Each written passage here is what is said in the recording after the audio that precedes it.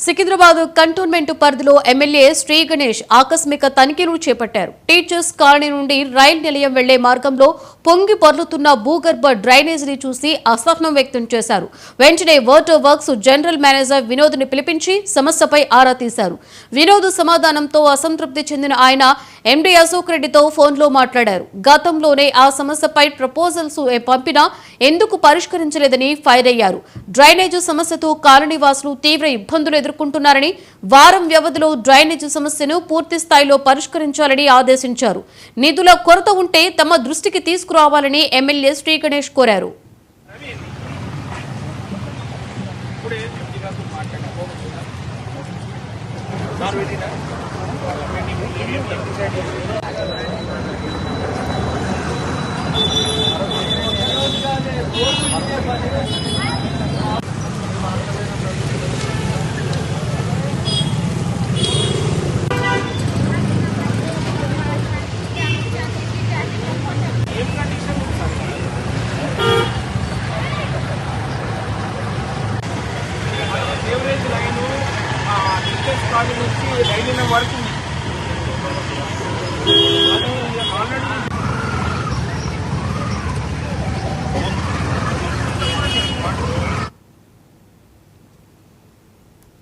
పశ్చిమ గోదావరి జిల్లా పాలకులలో మంత్రి రామానాయుడు పర్యటించారు.